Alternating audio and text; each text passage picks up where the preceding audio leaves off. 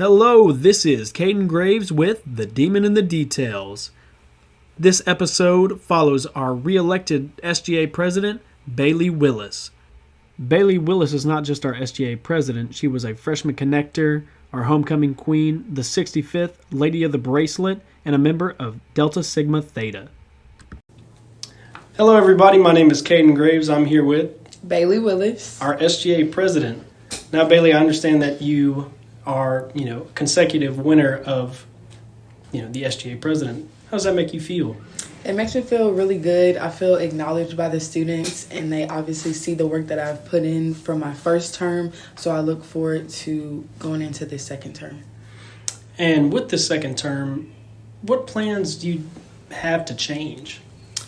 It's more or less internally with SGA, improving our structure, governing documents, make sure that everything is by the book and exactly what we wanted to say, as well as just organization, documenting everything, making things more digitalized, things of that nature, but maintaining our initiatives of campus safety, mental health awareness, diversity, equity, and inclusion, and things of that nature.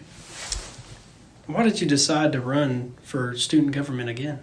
I decided to run again because this was for the students. I actually at first was not going to run again, but after hearing many students' input and my current cabinet on SGA and just senators as well, they really wanted me to run again. So I said, you know what, this is for y'all, so I'll run again.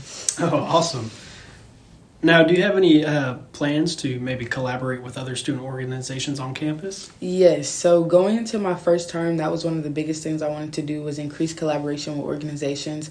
I went to Kappa's opening assembly, and I just spoke to them and told them about resources that we have with SGA. We also attended many plays and performances that Kappa puts on. Yeah. There was a divide between Kappa and SGA, just because of the two different worlds and dynamics. So we wanted to blend those together. We've partnered with Title IX, counseling services, and things of that nature. I know, you say that there's a separation between Kappa and SGA, and it's not just the distance between the buildings, but it really is crazy that I'm glad that you recognize that. I've been here for 4 years. I've definitely seen it. Now, how do you brought up mental health on campus? How do you plan to promote student wellness and mental health? So continuing our initiatives, this past year we were able to get a mental health and wellness statement included in our university syllabi, which provides resources nationally, locally, as well as NSU counseling numbers and things of that nature, as well as hotlines. So that's going to be implemented this upcoming fall 2023 semester. You'll see that in our university syllabi, as well as implementing a National Suicide Prevention Hotline number on the back of our student identification cards. That was able to come into fruition this past semester. We sent all of the stickers to the One Card office so students can start getting that on their stickers. And this upcoming Freshman Connections session, when students get their IDs, that hotline will be on their IDs from the start. And the number is instead of it being like a 1-800 now, it's kind of dissolved into it's a 3-digit. Yes, it's 833, I believe. I think it might be 835. 83, I can tell you right now. It is 988. 988. Yes. Oh, we were both wrong. Okay. How do you plan to ensure transparency and accountability within the student government?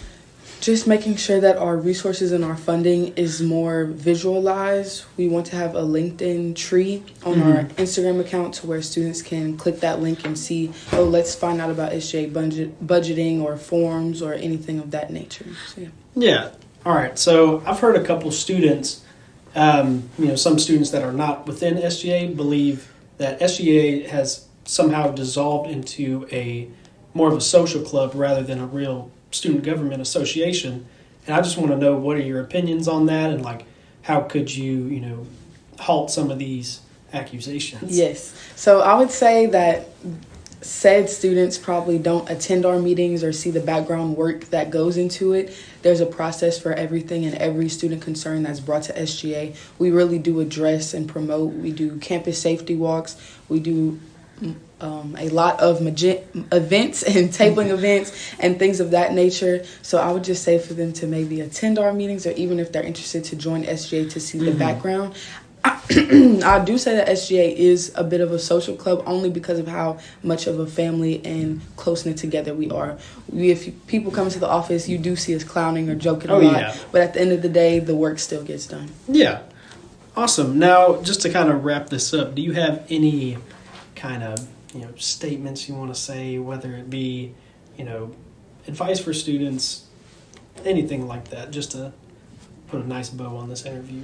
Well, I would say that if you're interested in SGA, to please do more research or look into it. My office is always open. It is the end of the semester, so I won't be in my office, but next semester, it's always an open door policy. Students can come chat, express their concerns. If they know anyone in SGA, period, please voice how you feel, what you feel like can be changed, and to apply for our grants, because SGA has a lot of money in grants that we're trying to give away to organizations if they feel like they want to improve anything on campus. Maybe that be adding a flower bed or a garden or anything on campus. SGA can pay for it, as well as trips. SGA pays for 50% of all travel, lodging, and registration fees. So it's just more or less for students to know that our resources are out there and available for them. Awesome. Well, thank you so much. Thank you. Run it back. The slogan that Bailey and her team used to help secure her victory this semester in this past SGA election. From what Bailey told us today, we can expect big changes in SGA, whether that be internal or campus outreach. Thank you so much for listening. This has been Caden Graves with The Demon in the Details.